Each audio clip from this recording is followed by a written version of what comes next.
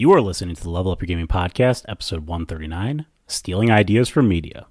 In today's episode, we discuss stealing ideas from media. We discuss why you may want to dive into existing media and use those ideas. We also discuss things to avoid and when not to take these ideas into your game. If you'd like to participate in the discussion or leave us feedback, you can contact us at levelupyourgamingpodcast@gmail.com or find us on Facebook at facebook.com/levelupyourgaming. If you like the content and want to hear more of the show, subscribing will ensure you don't miss an episode. New episodes come out almost every Wednesday. Also, please review, tell a friend about the podcast, or share with your gaming group. Now sit back and enjoy the episode.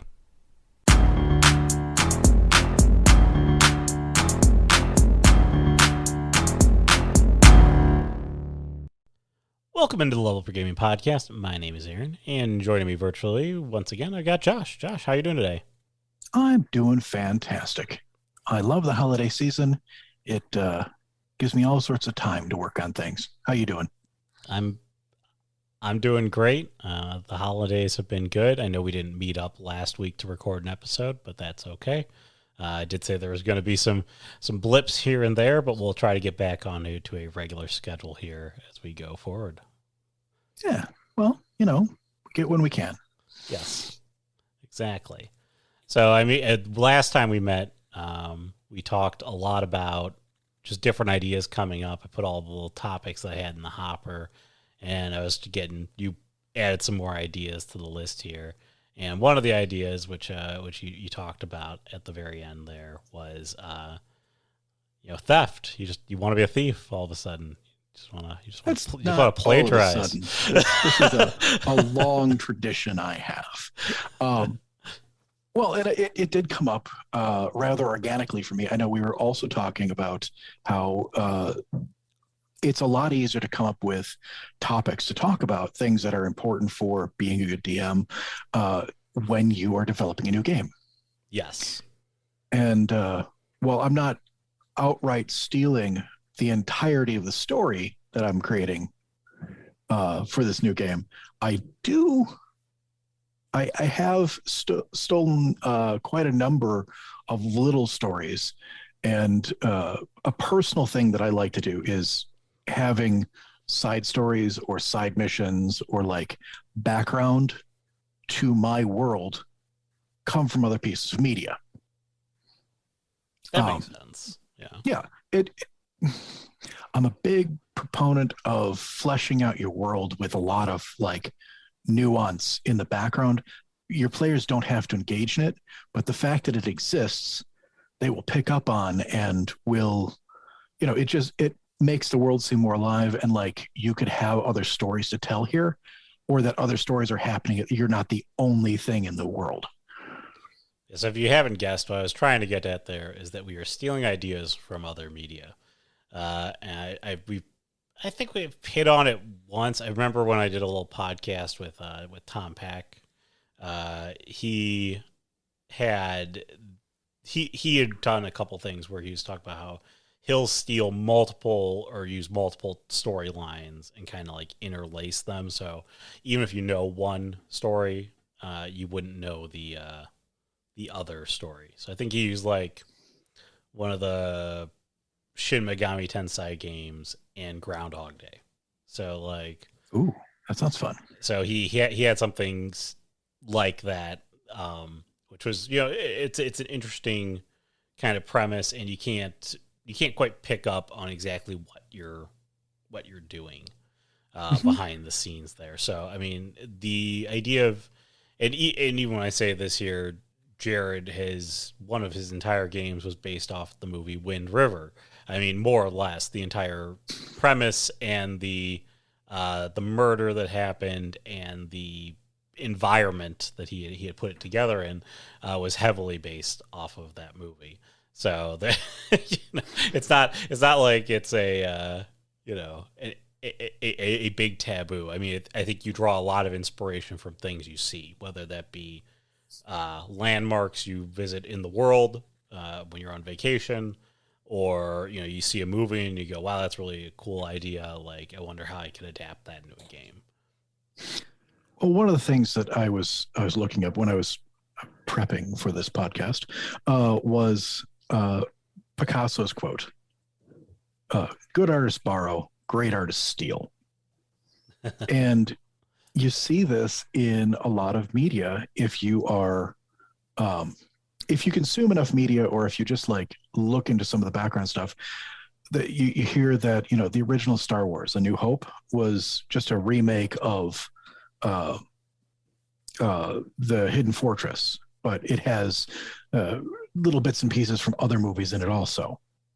And they were even talking about recently that the Top Gun Maverick, the new Top Gun movie, the end of the movie is very similar to the original end of A New Hope, which is actually itself very similar to an older movie called Dam Busters.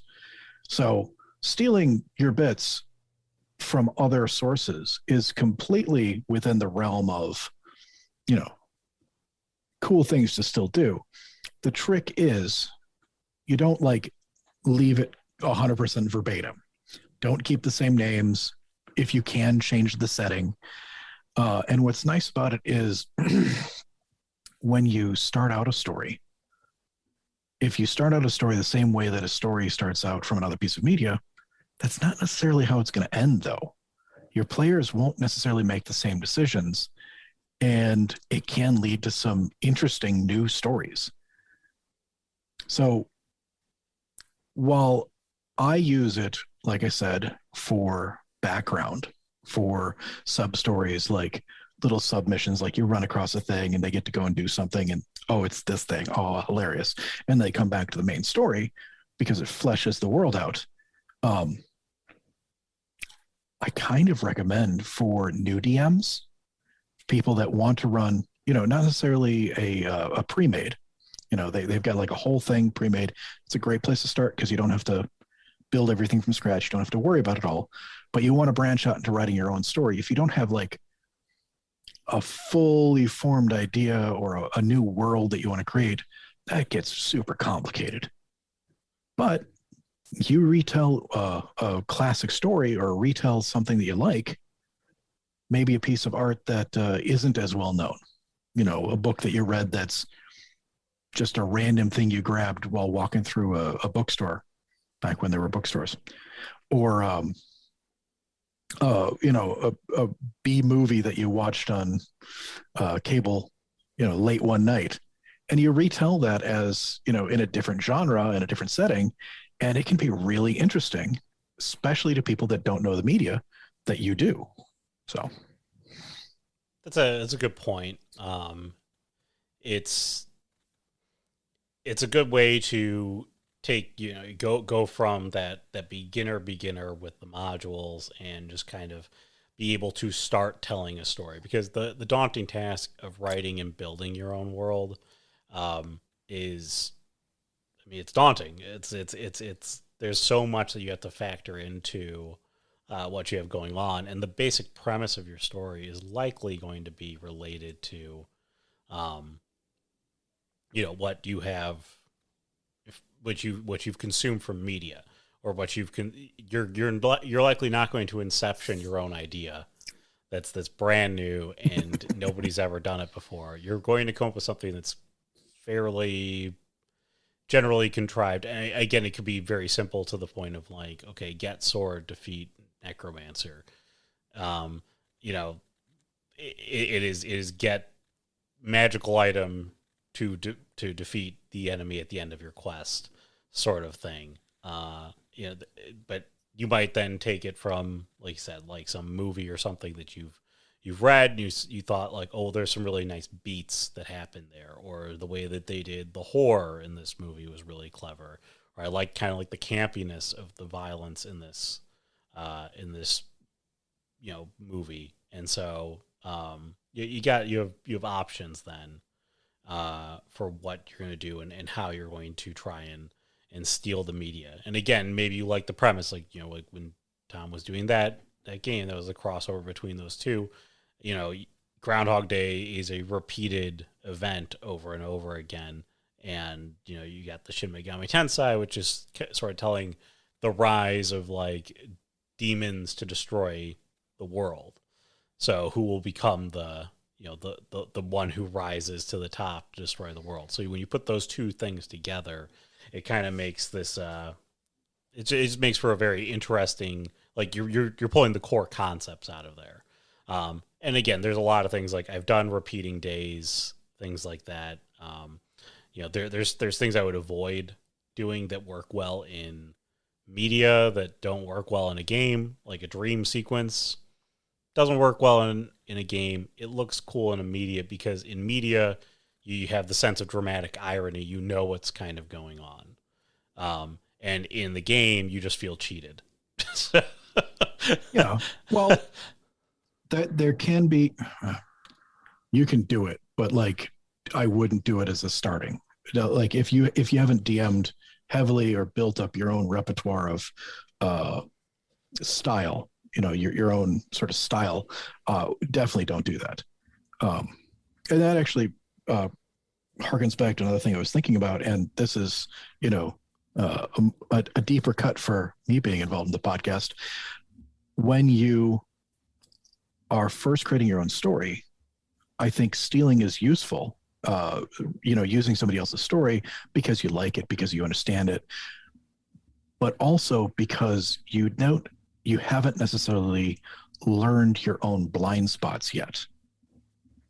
And knowing your own blind spots, or because we all have them, is going to be, your blind spots are going to be way more apparent when you first create your own piece of original art, your own first story that's 100% yours, because you are putting all of yourself into it. If you are taking something from somebody else, if you are, using somebody else's work, and putting a spin on it, putting your own little, flourishes on it, you're going to be able to see what things work for you and what things don't. And it's not going to be as, if your players don't like something that you've done, it's not going to be like a hit against you as much, because this is somebody else's work. Yeah, you're presenting it, but now you've learned, okay, I got to do this way, or I've got to do that way. And it's going to be a lot easier to keep with, DMing, because DMing is a lot of fun.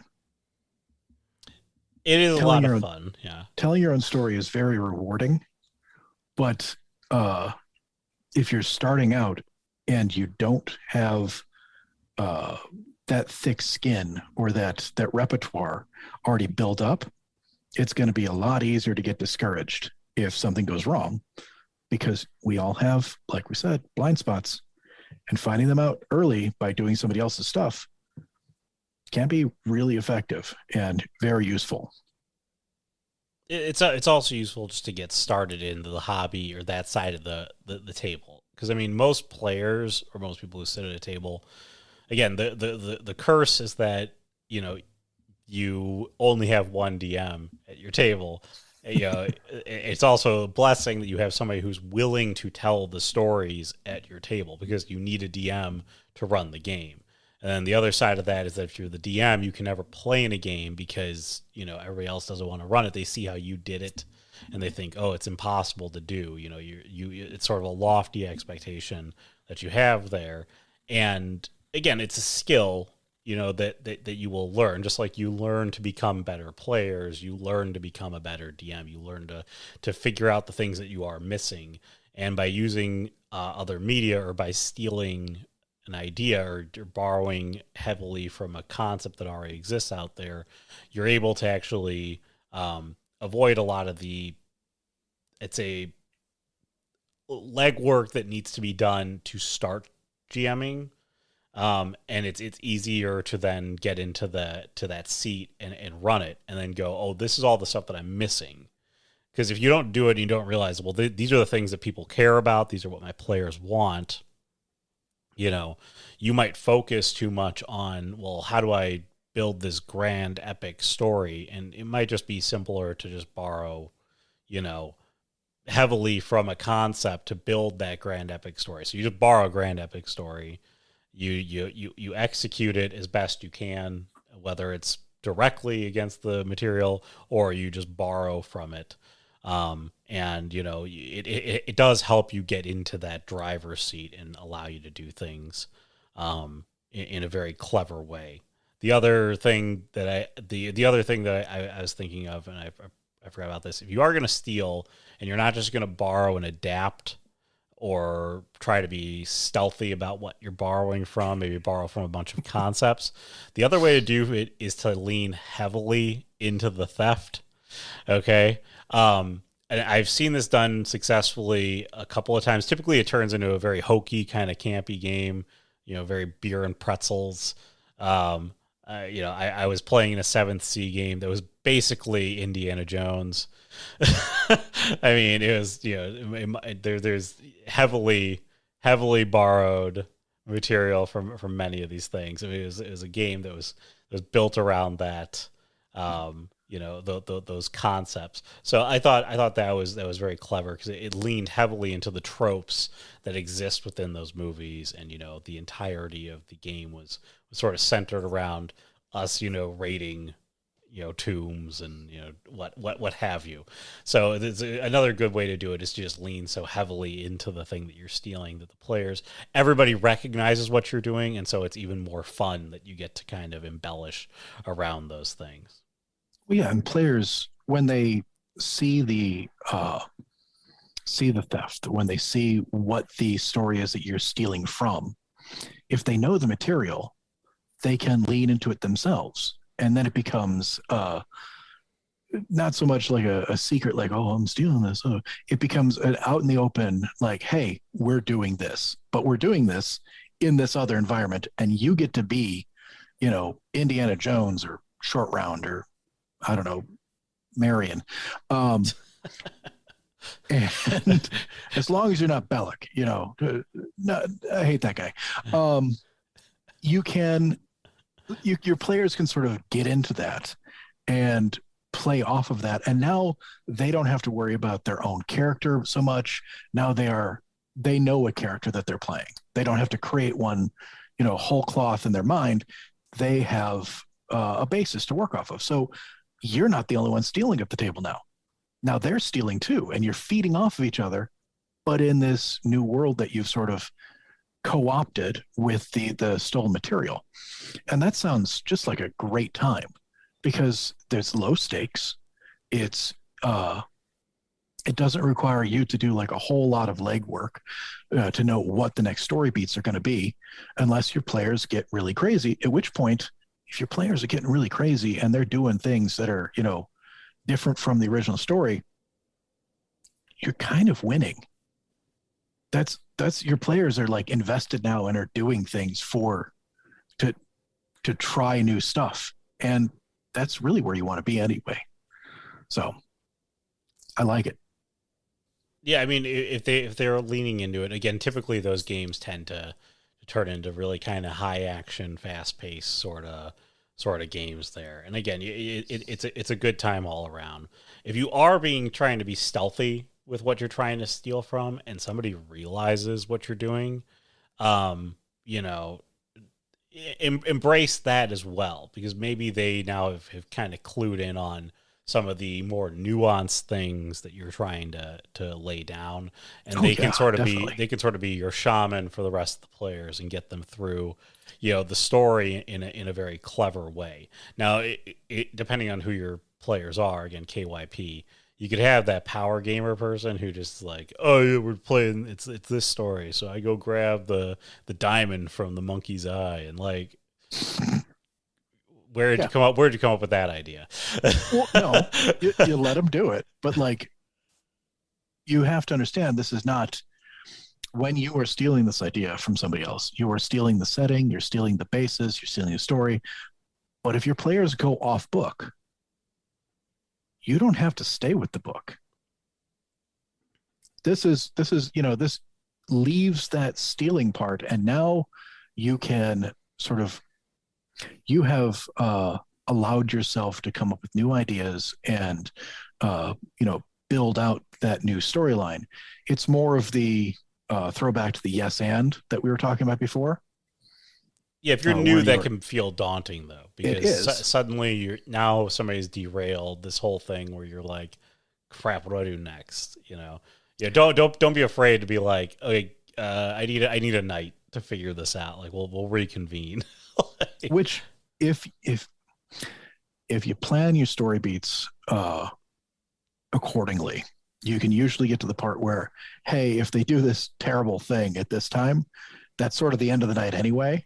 So be like, oh, and lean into it and be like, oh, we're gonna pick this up back next session. And it can be then you may have some legwork to find out what's going on. Um, and once again, if you're doing that thing, if you're, let's say you're doing the Indiana Jones thing, and they go and they skip ahead in the story because they figured it out.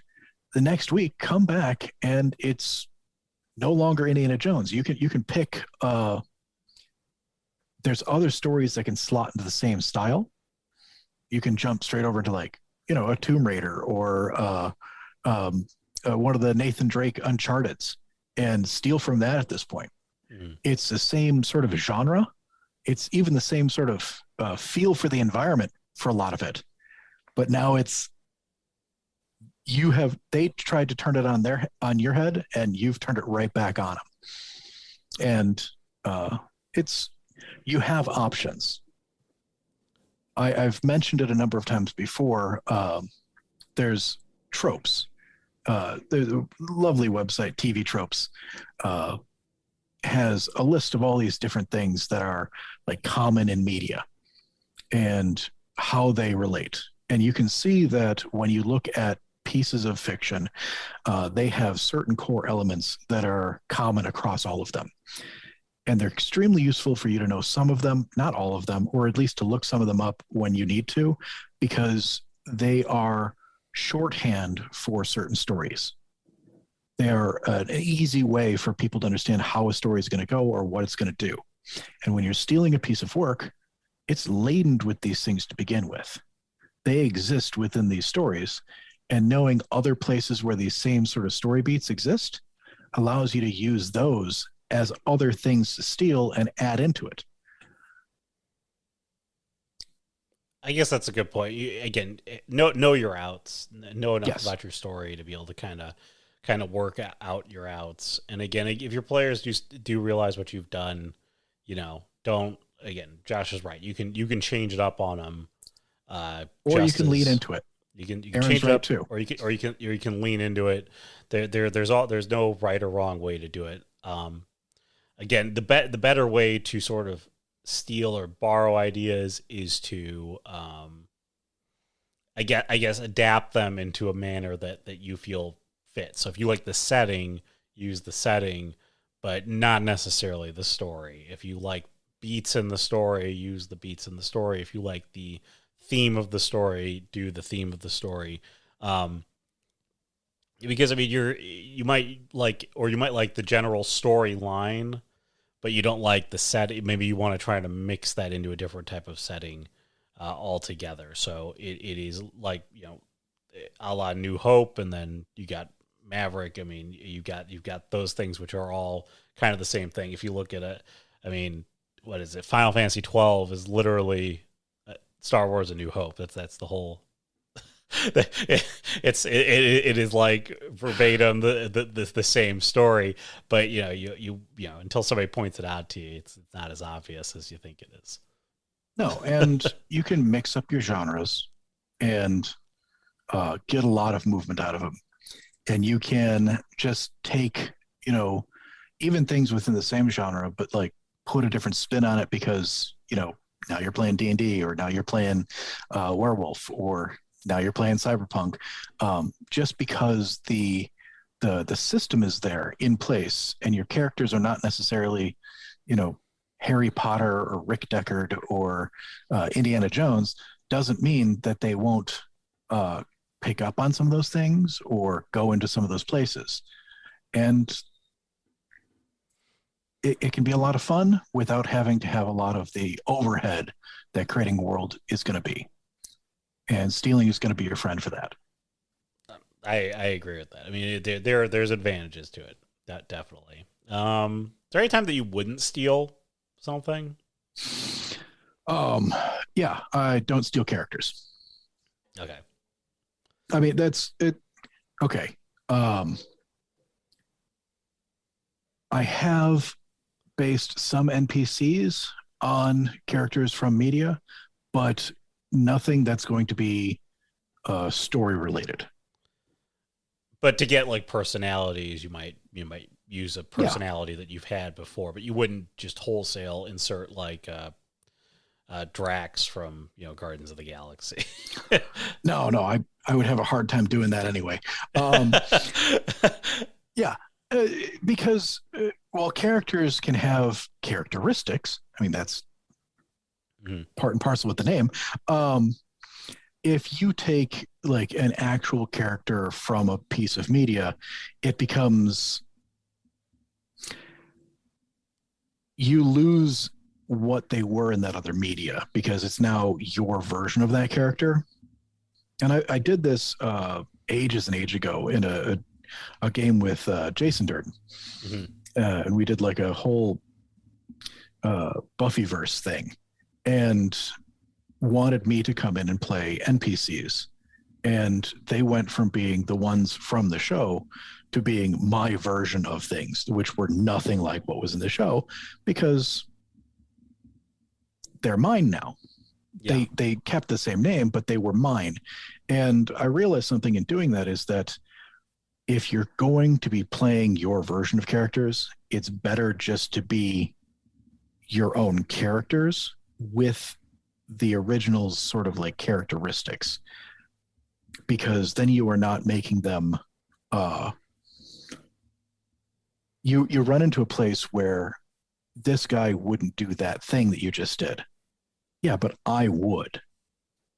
So And expectations to what the character would do not match up to what the character is doing in your game. mhm, exactly. And this comes out really strongly when you've got interactions with players. Players, if they are clued into the character, they're going to expect them to react in a way that is consistent with the character that they think it is. Whereas if it's you and your version of a character, um, they're going to react in the way that is best for the story, no matter how that works with your players. So I don't like stealing characters unless they are, background or like tertiary things that just are there to fill in the backstory. Things the players Um, probably won't interact with in a mhm. heavy way, so they aren't disappointed that like you turned their favorite character from insert TV show, movie, video game into a total joke in your story. Oh yeah, or not even a total joke. I mean, like there, if they like we're talking about the player jumping ahead, catching the story, and doing the thing, and if the character in the TV show or movie reacted a certain way, that may not be the best way if they're interacting with these particular characters. So don't don't feel constrained by the character that you're playing. Think about how would a normal person react in this environment facing your players, um, and that's why I wouldn't steal a character directly from media. Storyline, setting, story beats, absolutely. Those are great things to have in there. But if your players are not playing the characters from the media because they're going to make their own decisions, then you shouldn't be playing the characters in the media too. There you go. There you go. Do you have anything else you want to add to this one, Josh? No, no. I'd just question Aaron. What have you stolen? What have I stolen? Ugh. Um, I don't know what I've got coming to mind. I think I've tried to do like a Chrono Trigger esque thing before. Didn't work out too well. I've also tried to do like straight Resident Evil one time, but Mm. too many guardrails, too hard to do, and so by not leaning into it enough, the players, you know, wouldn't didn't lean into it either. So it made it harder to do. Those games are really railroady. Yeah. I mean, they're great, and they're great for that, but you sort of have to lean into it.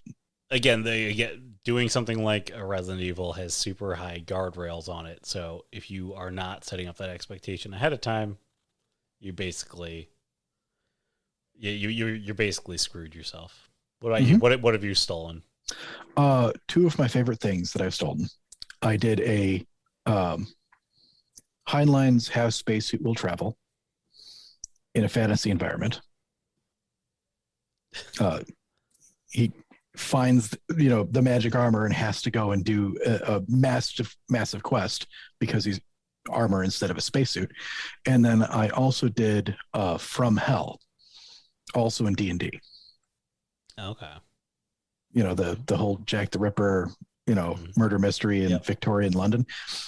You throw wizards into it and it becomes a whole beautiful thing. Those were some very good times. And I really enjoyed telling those tales because, you get that starter, murders are happening.